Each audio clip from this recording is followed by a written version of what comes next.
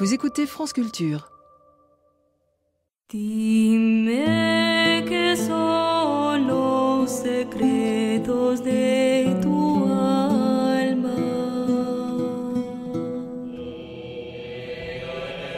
Dime cuál es el camino de tu divino amor.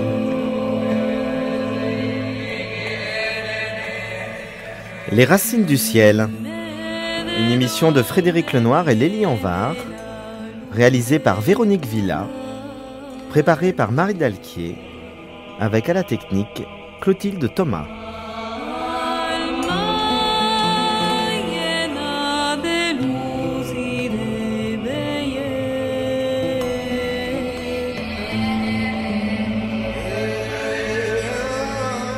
Aujourd'hui, je reçois Isée Tardan-Masquelier pour parler du yoga comme pratique spirituelle.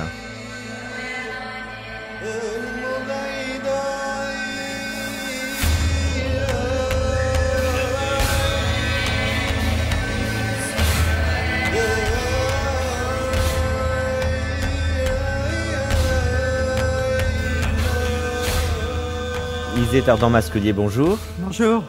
Alors vous êtes membre de l'Institut de recherche pour l'étude des religions à la Sorbonne, vous enseignez l'histoire de l'hindouisme et de la laïcité à l'Institut catholique et vous dirigez l'école française de yoga.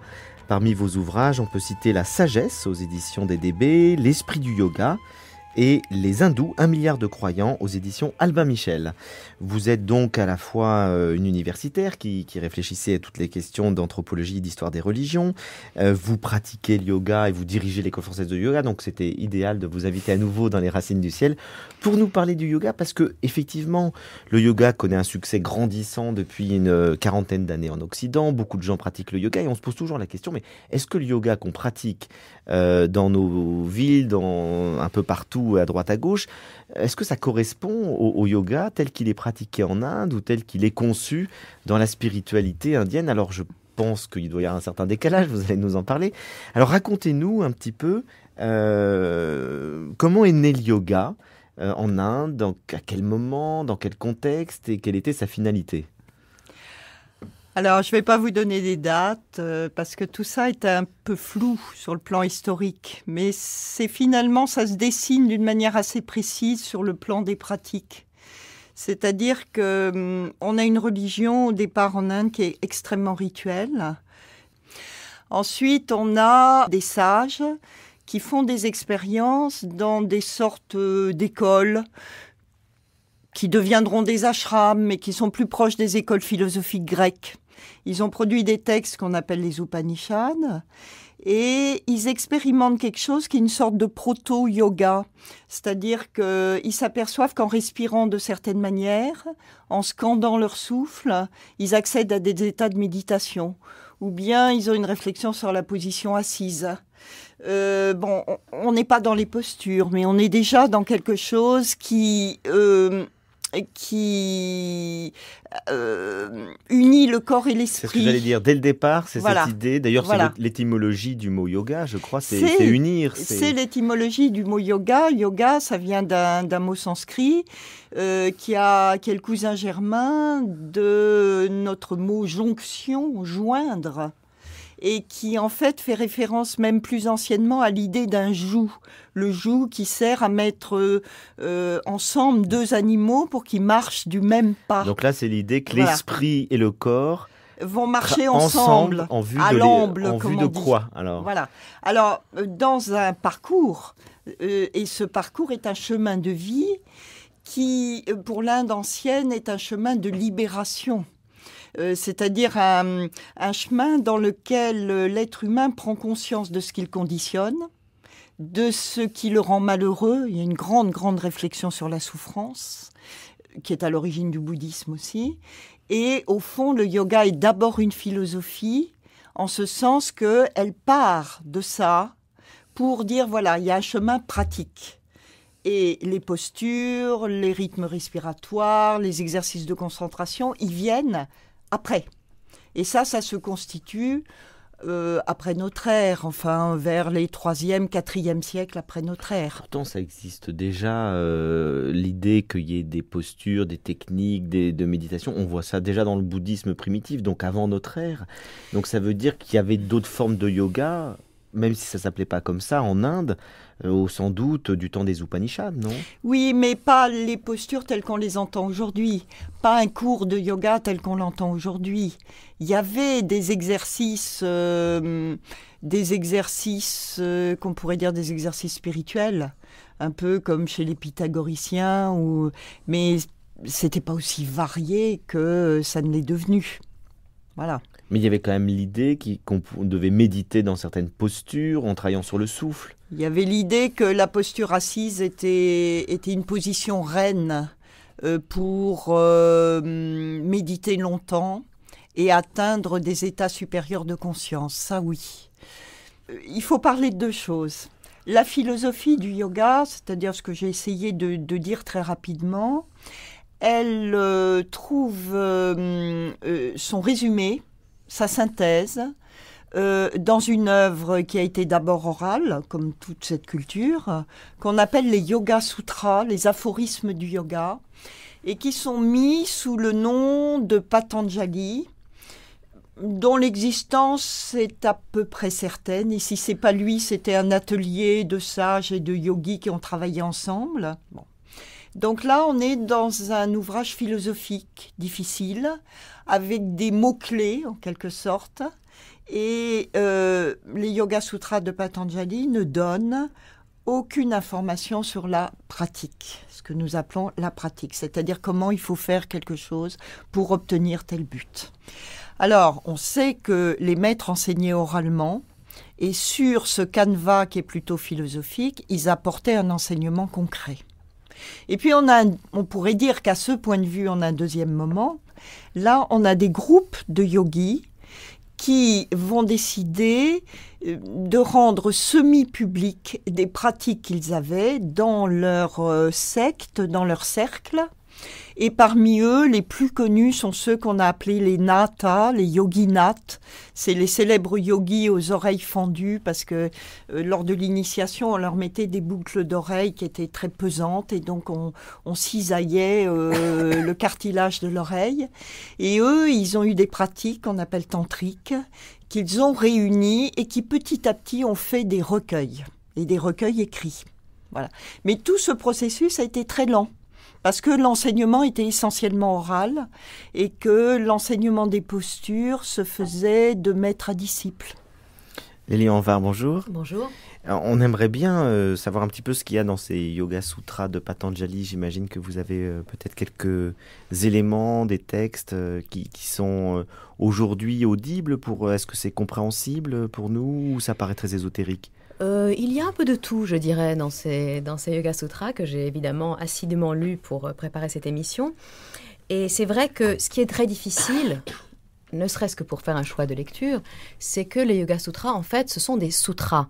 Et Isée Ardan-Masquelier, je crois que vous avez je ne crois pas, je suis sûre, dans votre livre, vous expliquez très bien ce que sont ces sutras, quel est l'esprit de ces sutras. Avant d'en venir à la lecture proprement dite, je crois que ce serait intéressant pour nos auditeurs de comprendre quel est l'univers mental qui amène à ce style littéraire, parce que c'est vraiment un style littéraire-spirituel, qui est ce style des sutras, et qui dit aussi quelque chose de cette...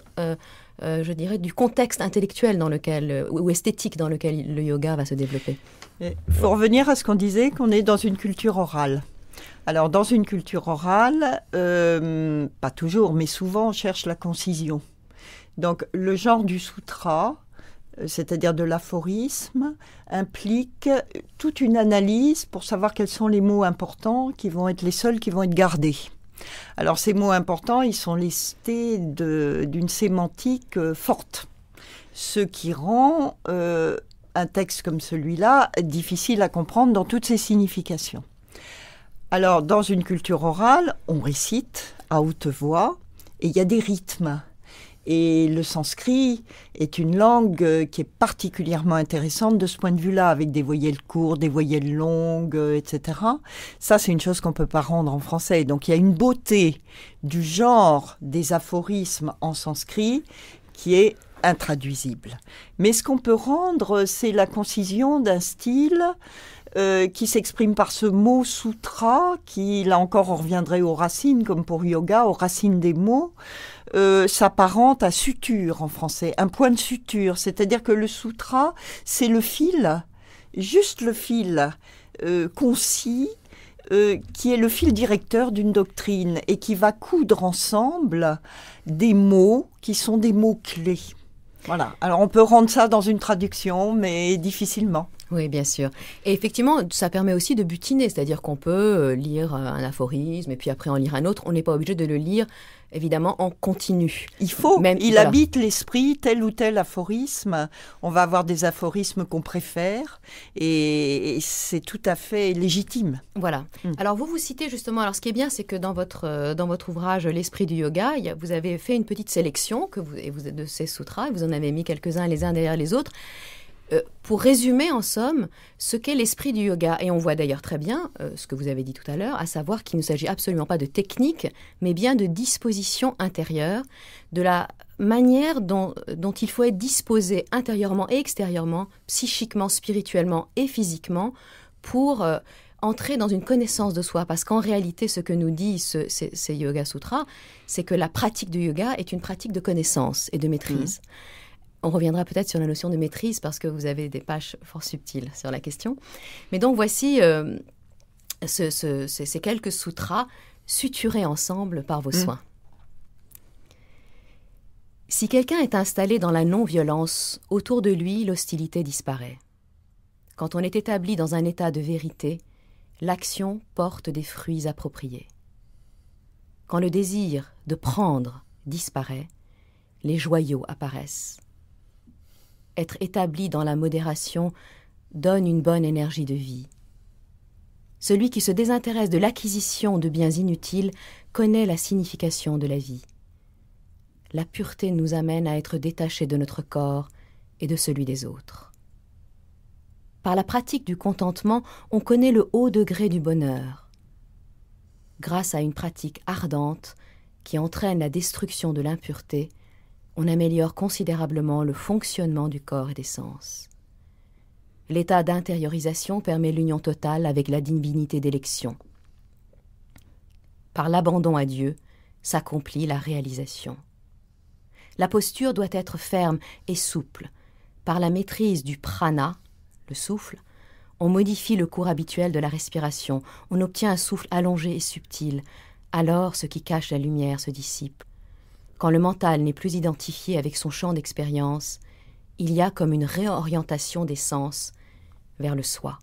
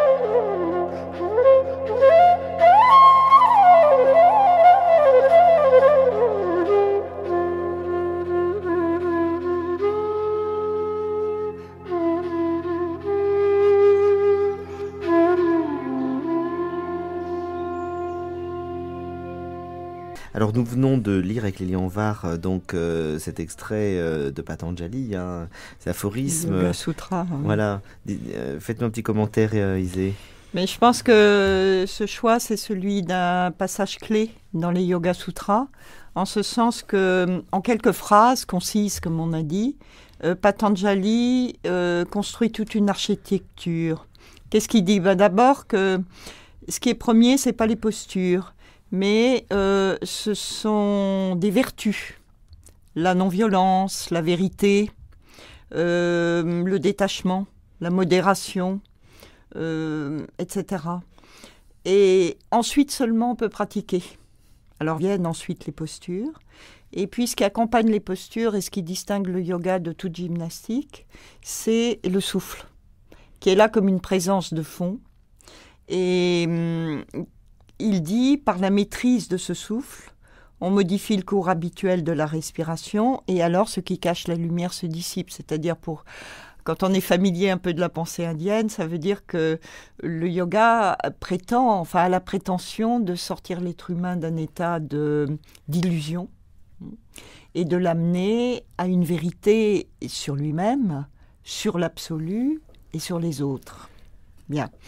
Et donc, il y a, pour finir, une réorientation des sens, c'est-à-dire de toute l'expérience du monde, vers le soi, c'est-à-dire vers la présence intérieure de l'absolu. Voilà, donc c'est un peu, encore une fois, le fil directeur. Oui, et d'ailleurs, vous de montrez cette discipline. qu'il y a une diversité incroyable sous le terme yoga. Il y a toutes sortes de yogas variés après... et divers. Mais finalement, peut-être que le fil de directeur de tous ces yogas, c'est ce que vous disiez tout à l'heure, c'est-à-dire c'est de lever l'illusion et d'avancer vers la connaissance.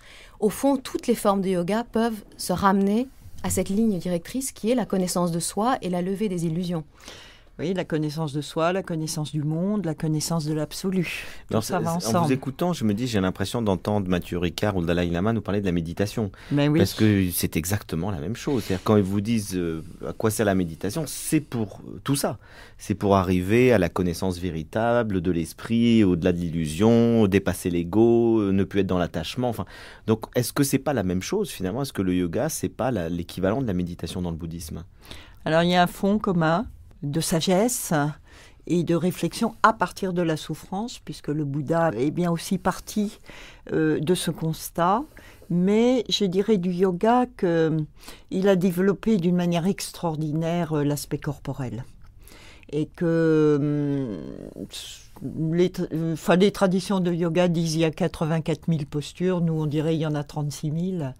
Et le yogi est comme le musicien qui fait des gammes avec son corps. Là, il y a un aspect très particulier au yoga. On va à la méditation par le corps. Voilà, le yoga a sans doute développé beaucoup plus de postures dans la méditation, mais la finalité est la même. Oui. C'est d'unir l'esprit et le corps en vue de la délivrance, en vue de l'accès à la vraie connaissance, la vraie liberté. C'est ça. Donc il y a un dévoilement, c'est bien ce que dit le texte. La lumière alors ceux qui cachent la lumière se dissipent. Il y a un dévoilement. Mais alors ce qui me surprend, c'est, comme vous l'avez déjà un peu souligné, c'est l'ordre des choses. C'est-à-dire qu'aujourd'hui, on a le sentiment qu'on va commencer par les postures corporelles pour nous aider à aller vers un cheminement spirituel. Or là, vous nous disiez que finalement, il faut déjà être dans un chemin spirituel assez avancé, presque avant de commencer à travailler sur le souffle.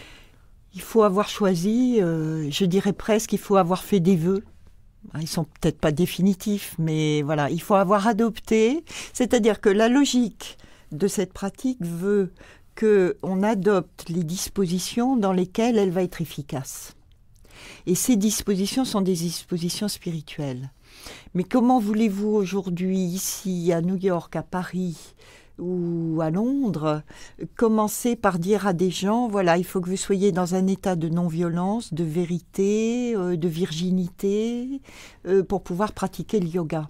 C'est pas la manière dont les Occidentaux d'aujourd'hui vont pouvoir le recevoir. Oui, on a l'impression inverse. C'est-à-dire qu'on arrivera à certaines choses comme ça parce que on utilisera des techniques qui vont nous déconditionner de nos modes de vie habituels. Ce qui fait qu'on repense et qu'on réinterprète sans cesse. Et alors, est-ce qu'il n'y a pas eu déjà en Inde des réinterprétations, des évolutions du yoga? C'est-à-dire qu'avant qu'on en vienne à l'Occident, Comment est-ce que le yoga, finalement, est pratiqué en Inde aujourd'hui? Déjà, comment est-ce qu'il a été pratiqué? Il y a eu énormément de yoga. On devrait toujours parler au pluriel. Des yogas indiens, soit parce qu'ils ont été enseignés par des maîtres très différents, au Cachemire et à Madras, c'est pas du tout la même chose. Même le climat influe sur les pratiques corporelles. Bon, ensuite, parce que ces yogas, ces formes de yoga, elles ont eu aussi des finalités différentes. Par exemple, il y a des yogas très dévotionnels. Et puis, il y a des yogas qui sont beaucoup plus philosophiques. Dans les yogas très dévotionnels, toutes les pratiques qu'on fait, on les dédie à une divinité, Shiva, Vishnu, alors que dans d'autres yogas, il n'y a pas cet aspect-là. Alors, il est certain que la demande de l'Occident et le contact avec les Occidentaux a encore accentué ce mouvement de diversification. Et que aujourd'hui, beaucoup de maîtres indiens enseignent leur yoga sous leur nom. Et même, il y a un phénomène de label. Le yoga de un tel ou de un tel. Voilà. Avec même des franchises, comme dans le cas du Bikram Yoga, ce maître indien qui vit aux États-Unis et qui a élaboré un système de franchise. Quand on enseigne son yoga, eh bien, on lui verse des royalties. Des royalties. Oui. Et on doit en tout cas avoir son autorisation. C'est pas très spirituel, ça. C'est pas très spirituel, mais non, mais il y a un business du yoga très développé. Il y a peut-être des yogas qui ne sont pas très spirituels, mais qui sont quand même dans l'esprit, c'est-à-dire qui est un esprit de lâcher prise. Le minimum, c'est quand même un lâcher prise, y compris sur le plan financier, peut-être. Un désintéressement, oui. J'imagine. Désintéressement, voilà. Vous dites d'ailleurs désintéressement et non pas désintérêt. Oui, désintéressement, bien sûr. Bien sûr. Mais tout coexiste. Et je pense que tout a toujours coexisté dans le yoga. C'est-à-dire qu'il y a eu toujours des gens intéressés au sens très commercial. Oui, parce qu'il y a eu des écoles, des courants, effectivement, donc des labels, forcément. Oui, et c'est d'ailleurs toute l'ambiguïté du terme gourou, qui au départ est un terme extrêmement positif. Je veux dire, le gourou, c'est quand même le maître qui enseigne. Et dans le yoga, dans toute transmission spirituelle, il faut quand même un maître qui vous enseigne. Mais aujourd'hui, c'est devenu gourou, c'est devenu justement celui qui a un label et qui exerce un pouvoir sur... Oui, c'est vrai, sans oublier que cette ambiguïté a toujours dû exister aussi, parce que le gourou a une force pour attirer son disciple dans une voie spirituelle. Ça, on le voit partout, dans le tantrisme, dans le bouddhisme, dans le soufisme. Il y a une énergie, une force. Donc, il a une personnalité. Et donc, il a un ego, le gourou. Il en est plus ou moins libre. Voilà. Donc, je pense que cette ambiguïté a pu toujours exister. Peut-être qu'on a une vision un peu irénique et en même temps un peu schizophrène, voilà, du temps, des traditions, les gens étaient beaucoup plus désintéressés. Donc c'est pas vrai, il y a toujours eu des gens qui manipulaient, qui utilisaient leur pouvoir, etc. Je pense que c'est pas tout à fait vrai. Ce qui est vrai, c'est qu'on est dans un monde aujourd'hui où l'économie commande tout. Oui. Alors ça, c'est vrai. Oui, l'aspect financier. Enfin, l'aspect du gourou qui exerce un pouvoir sur le disciple et qu'on profite un peu. On imagine que ça a dû toujours exister, effectivement. Je pense, oui. Et que dans les voies de yoga, ça a dû toujours exister. Mais donc, est-ce que dans la conception traditionnelle du yoga, c'est un maître qui enseigne à des disciples, ou pas nécessairement? Ça peut être une école, ou un ashram, ou un lieu où on vient faire du yoga, sans nécessairement qu'il y ait un maître qui transmette à des disciples en vue d'une réalisation spirituelle des disciples. Dans la conception ancienne, c'est toujours un maître. Alors, il peut avoir ce qu'on appellerait aujourd'hui des assistants. Mais l'enseignement est toujours rapporté à un maître, oui. Et avec des lignées de maîtres. Chaque traité de yoga commence, comme bien d'autres textes sacrés en Inde, par une lignée de maîtres. L'auteur du traité étant le dernier de cette lignée. Alors justement, vous avez dit texte sacré pour les manuels de yoga. Ça veut dire que quand même, quelle que soit la forme du yoga, en tout cas en Inde, c'est considéré comme une discipline sacrée. C'est-à-dire qu'il y a cette dimension hautement spirituel, qui est indissociable, dans la tradition du moins, de cette pratique du yoga. Et vous citez à cet égard dans votre livre l'importance de la Bhagavad Gita, qui n'est pas un manuel de yoga, qui est... Rappelez-nous ce que c'est que la Bhagavad Gita. Oui, c'est le chant du bienheureux. En fait, c'est un des très grands textes mystiques, ou en tout cas sacrés de l'Inde, et qui est une partie du Mahabharata. Et en fait, c'est un conte épique, c'est un récit épique qui raconte les aventures du prince Arjuna, qui ne veut pas tuer ses frères alors qu'il a la fonction de guerrier. Et c'est toute son aventure, son questionnement sur son engagement moral dans le monde, ce qu'il doit faire, ce qu'il ne doit pas faire. Et c'est très intéressant que cette Bhagavad Gita soit aussi une des sources d'inspiration, ou en tout cas un des textes qui montre ce qu'est le yoga, surtout dans l'interaction avec le monde.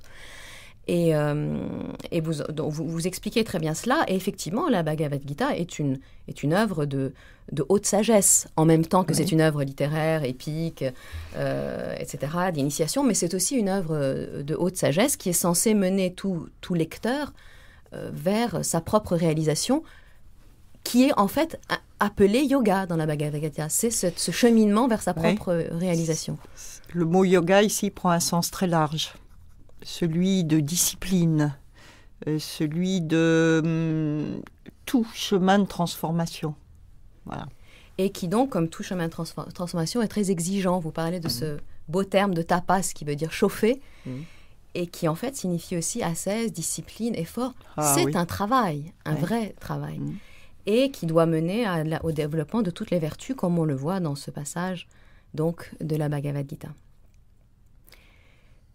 Celui dont l'intelligence est éclairée, qui se maîtrise par la fermeté de sa volonté, qui s'est dépris des objets sensibles, sonores ou autres, qui, frugal, a dépassé la dualité de l'attraction et de la répulsion, qui se tient dans la solitude, contrôle ses paroles, ses pensées et ses actions, s'adonne à la méditation en pratiquant un perpétuel détachement, qui s'est affranchi de l'ego, de la violence, de l'orgueil, du désir, de la colère, de l'esprit de possession, qui est désintéressé et apaisé, celui-là est mûr pour se fondre en Brahman. Identifié au Brahman, l'âme sereine, il ne s'afflige ni ne désire quoi que ce soit. Équanime envers tous les êtres, il se voue à moi d'une dévotion suprême. À travers cette dévotion, il me reconnaît dans ma réalité et ma grandeur, et dès l'instant où il vient à me connaître tel que je suis, il pénètre en moi. Alors celui qui parle ici, c'est Krishna, qui est l'avatar de Vishnu, donc l'avatar du Seigneur suprême. Et la Bhagavad Gita, donc, à travers cet enseignement, prend rang de texte révélé. Vishnu se révèle en s'incarnant. C'est le Dieu qui attire à lui, par sa révélation, qui attire les êtres humains qui sont pris dans la souffrance sensible, et qui les attire à travers cette voie de discernement, de discipline, de sagesse. Voilà. Alors, maintenant, on en arrive à la question, évidemment, qui nous intéresse aussi beaucoup. C'est comment est-ce qu'on est passé de ce yoga religieux, traditionnel, très spirituel, totalement inséré dans une religion, au yoga tel qu'on le pratique en Occident. D'ailleurs, à quel moment s'est fait le passage? J'imagine c'est au début des années 60, au moment de la contre-culture un peu américaine puis européenne, où on s'est intéressé aux spiritualités de l'Orient?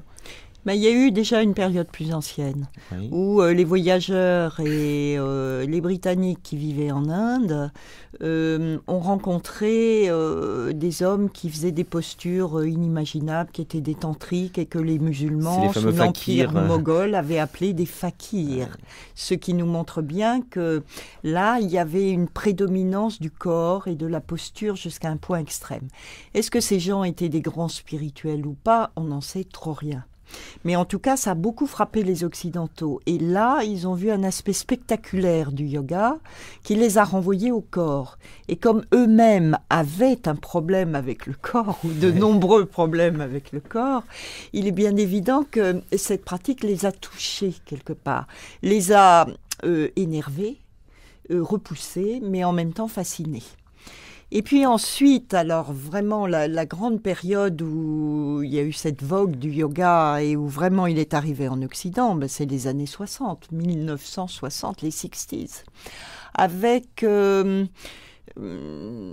la création d'une sorte de, j'ai envie de dire, de yoga métis, enfin de métissage entre l'apport du yoga indien et puis les besoins de ces Occidentaux qui cherchaient à sortir du carcan de la morale chrétienne traditionnelle, qui voulaient faire droit au corps, à l'énergie, au souffle, etc., et qui avaient envie d'états autres que peut-être ils pouvaient trouver à travers certaines drogues, mais qu'ils pouvaient trouver aussi, de manière plus authentique sans doute, à travers la méditation, le samadhi, etc. Alors là, le yoga est devenu une source majeure.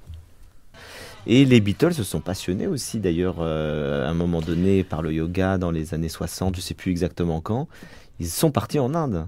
En 68, 67, 68, ils sont partis en Inde. On ne peut pas dire que leur séjour, je pense, du point de vue d'une connaissance de la spiritualité indienne, était très fructueux, mais enfin, ils sont les porte-parole d'une génération qui a fait le voyage en Inde, à Katmandou, à Goa et ailleurs, et qui a exprimé et revendiqué des besoins nouveaux, et qui a pensé que le yoga, parmi bien d'autres voies, pouvait nourrir ces besoins. Un besoin d'absolu, un besoin de... En fait, d'une spiritualité incarnée. D'une spiritualité incarnée, absolument. De se réhabiter soi-même. C'était des jeunes, je peux en parler puisque je suis de cette génération-là. Mais ce que j'allais vous dire, vous l'avez fait ce voyage, vous, en Inde ? Non, je ne l'ai pas fait du tout à ce moment-là. Je suis allée en Inde beaucoup plus tard et dans une autre perspective. Mais j'ai vécu ce sentiment d'un certain exil par rapport à ce qu'on est soi-même en profondeur. Et j'ai pu comprendre que des jeunes de ma génération aient cherché dans le yoga ce moyen de se réhabiter. Mais moi, le yoga, je l'ai connu ici, en France.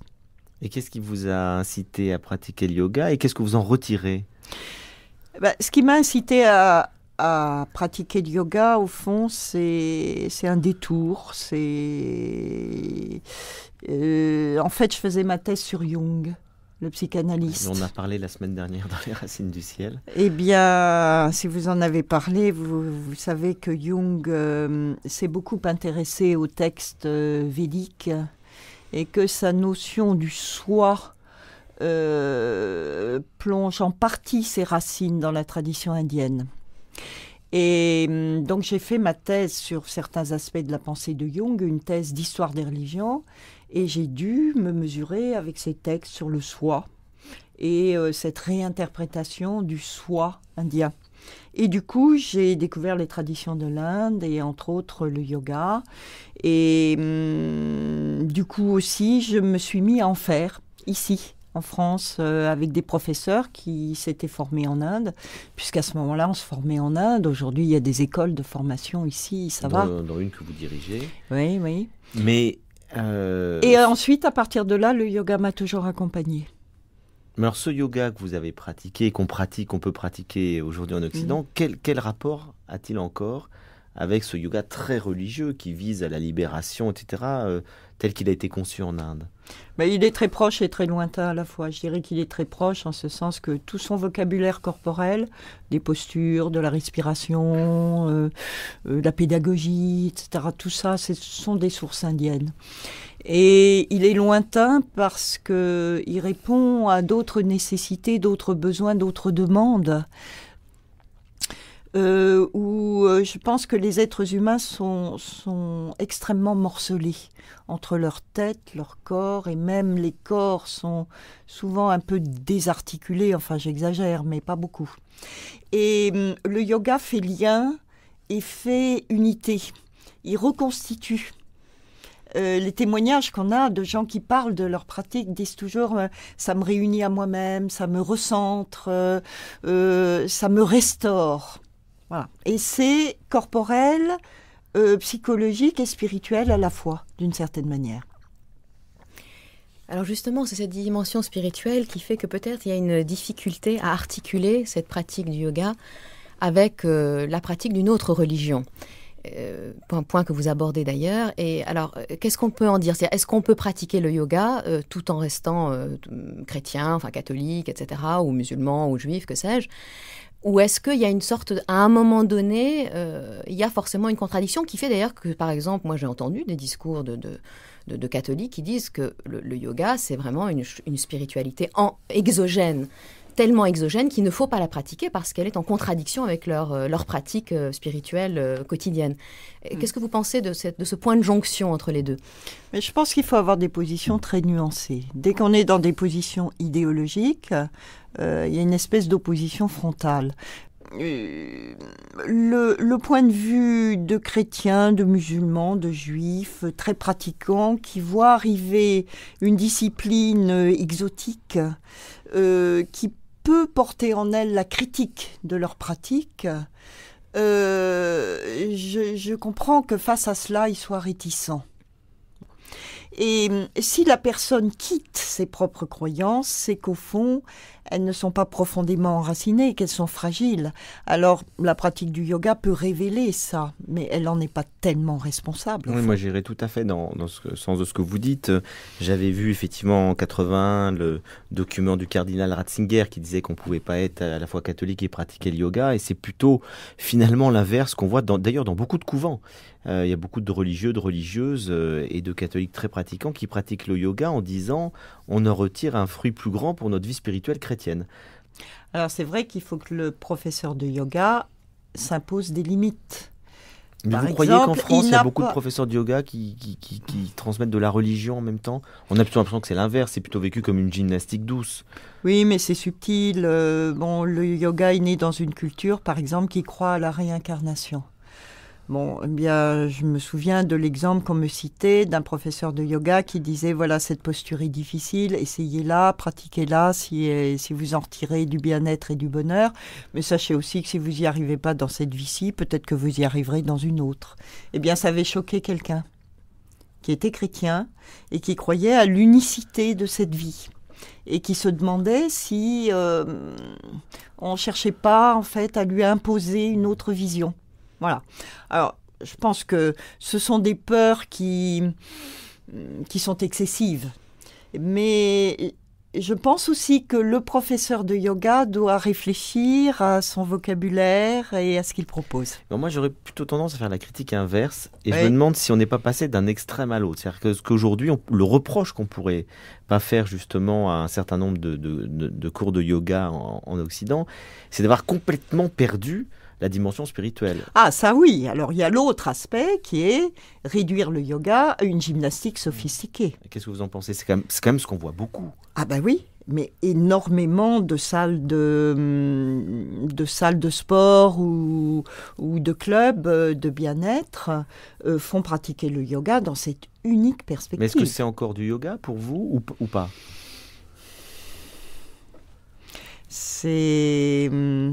Je dirais que c'est un pré-yoga, c'est-à-dire ça peut être une première étape pour que les gens découvrent autre chose.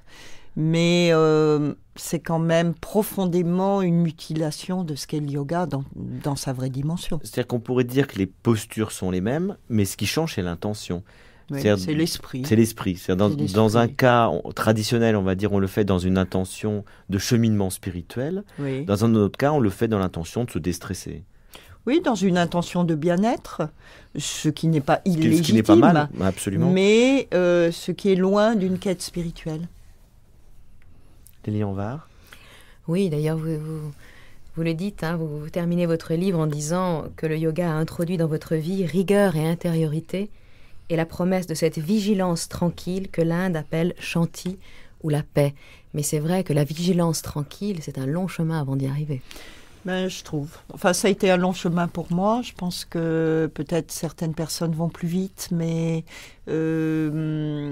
c'est vrai que ça implique cette transformation qui se fait au fil des postures, au fil du souffle.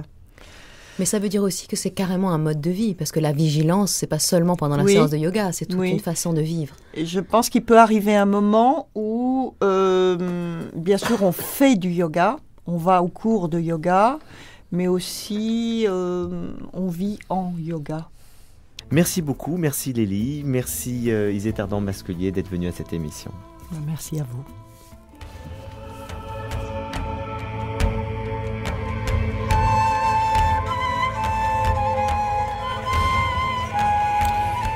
Vous pouvez télécharger cette émission pendant une semaine et la réécouter pendant un mois sur notre site internet franceculture.com. La semaine prochaine, je recevrai Abdinour Bidar qui nous parlera d'Iqbal, le soufisme indo-pakistanais. À dimanche prochain, très belle journée à tous.